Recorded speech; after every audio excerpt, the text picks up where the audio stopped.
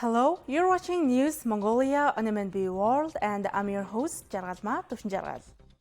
On the News Mongolia today, Mongolia's women's team wins silver at the 3x3 Basketball World Cup. Kuretam Danadam 2025 opens with spiritual rituals and cultural celebration. Foreign ministers of Mongolia and the Republic of Kazakhstan held official talks. For the news, stay tuned.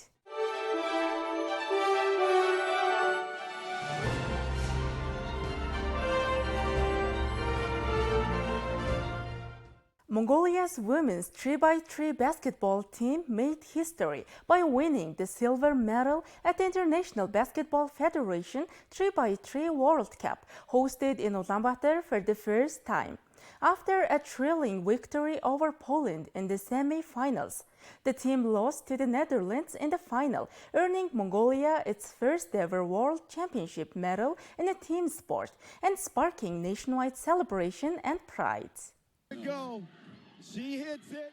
The national women's 3x3 basketball team won the silver medal at the International Basketball Federation 3x3 Basketball World Cup, which is currently being hosted in Ulaanbaatar. This marks Mongolia's first hosting of a world championship in a team sport, making the event especially historic. But Mongolia did not just host the tournament, it also proved its strength on the court. The women's team defeated Poland to advance to the finals, held at Sukhbatar Square in central Ulaanbaatar. In the championship match, they faced the Netherlands and fell short with a score of 15-9, securing a remarkable runner-up finish. Mongolians across the country and around the world are celebrating the team's historic success and beaming with pride for their athletes. This is the first time Mongolia has ever won a medal in a team sport at the World Championship level. The team's achievement is the result of years of tireless efforts by the players,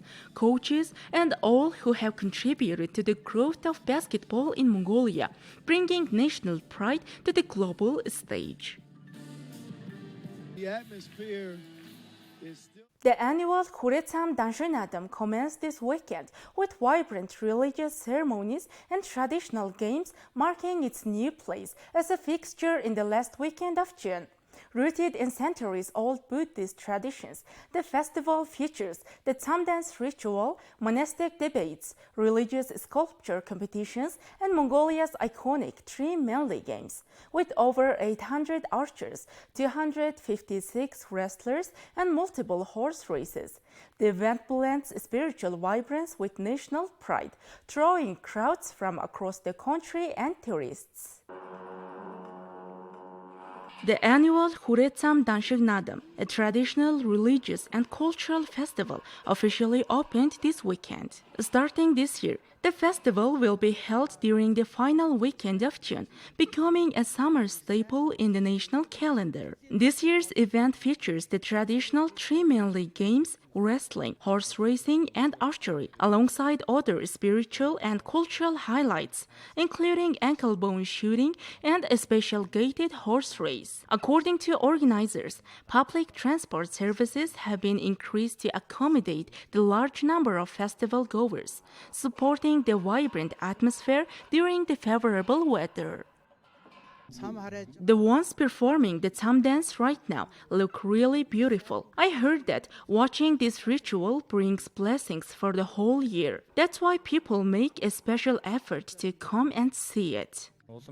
I came to this traditional Kuretam to entrust all my hopes for goodness. Everyone gathered here is, of course, entrusting their well-being and receiving spiritual blessings. It lifts the spirit. I had only seen it on TV before, and now I'm seeing it live. It's really nice.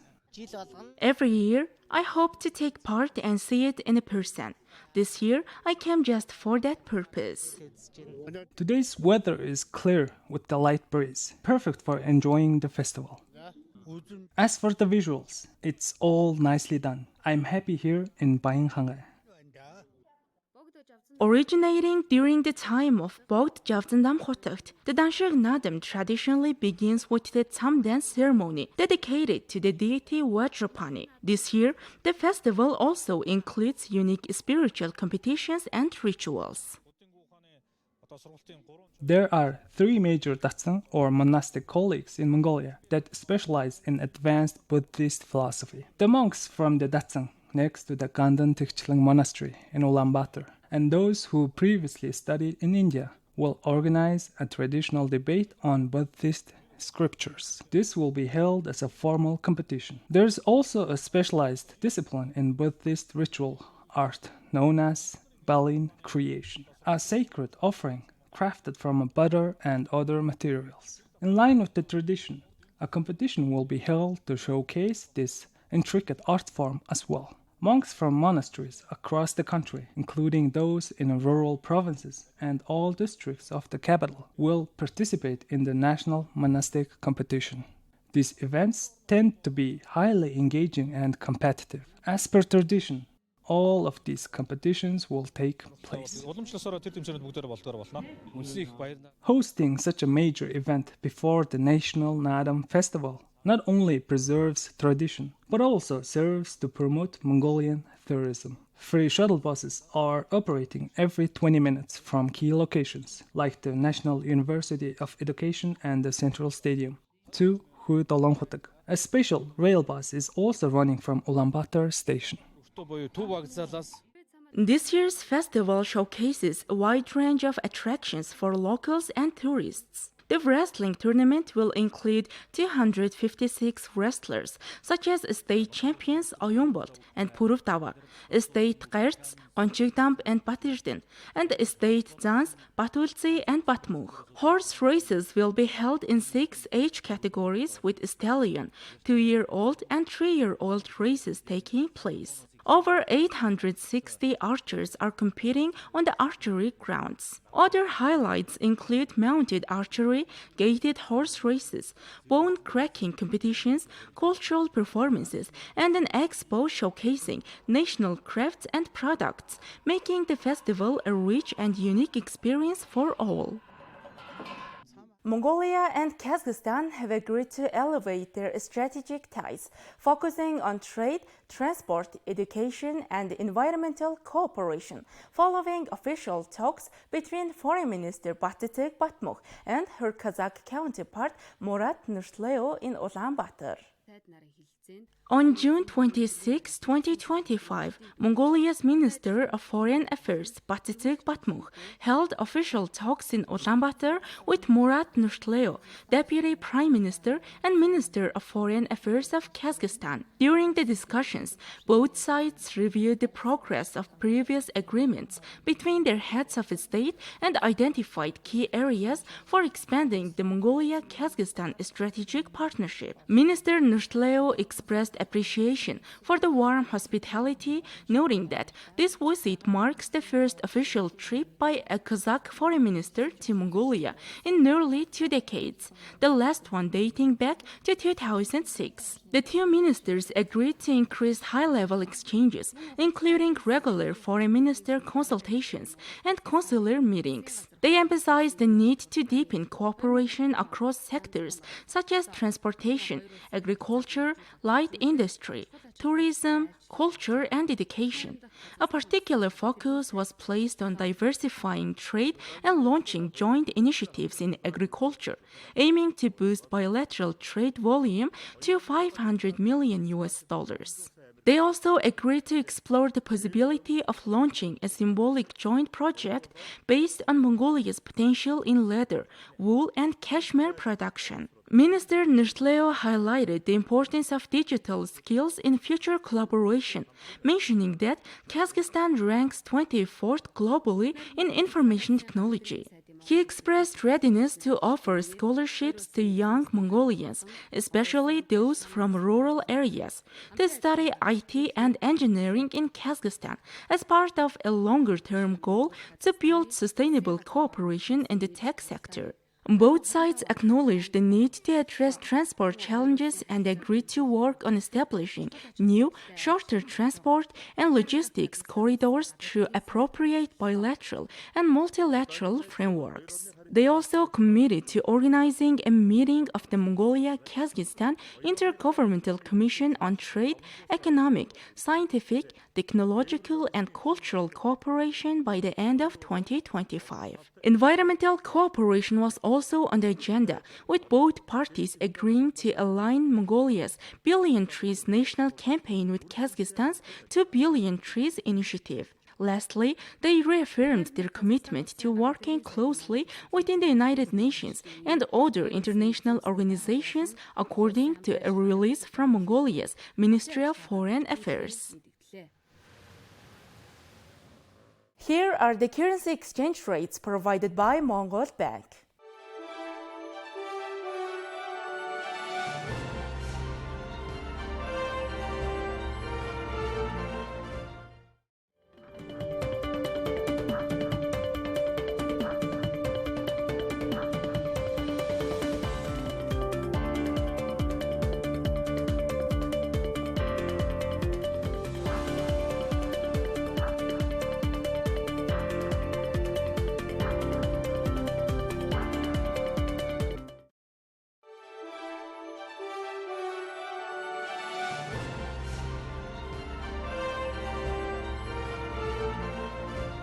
Next, our program will turn our attention to foreign news, partnered with international news agencies.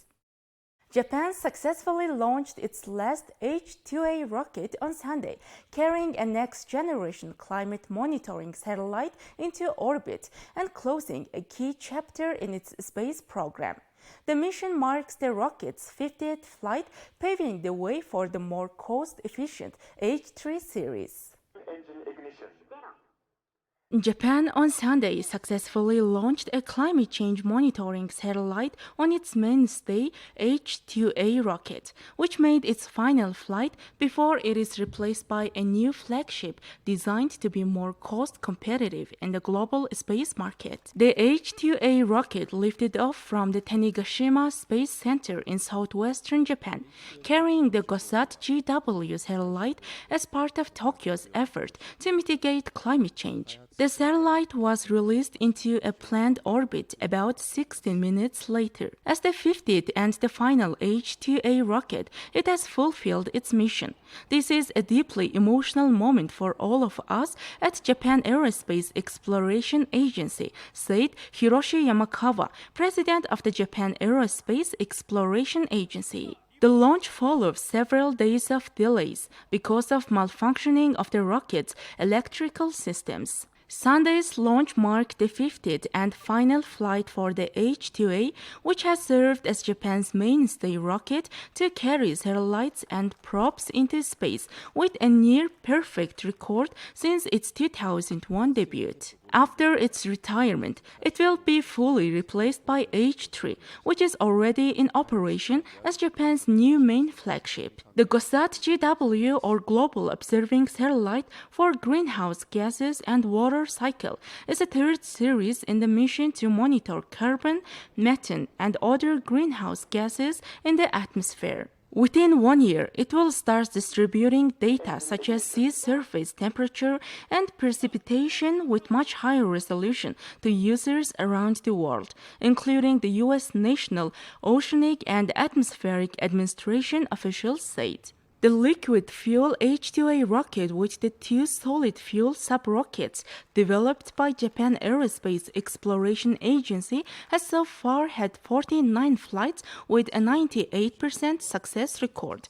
With only one failure in 2003, Mitsubishi Heavy has provided its launch operations since 2007. H2A successfully carried into space many satellites and probes, including Japan's moon lander SLIM last year and a popular Hayabusa 2 spacecraft in 2014 to reach a distant asteroid, contributing to the country's space programs.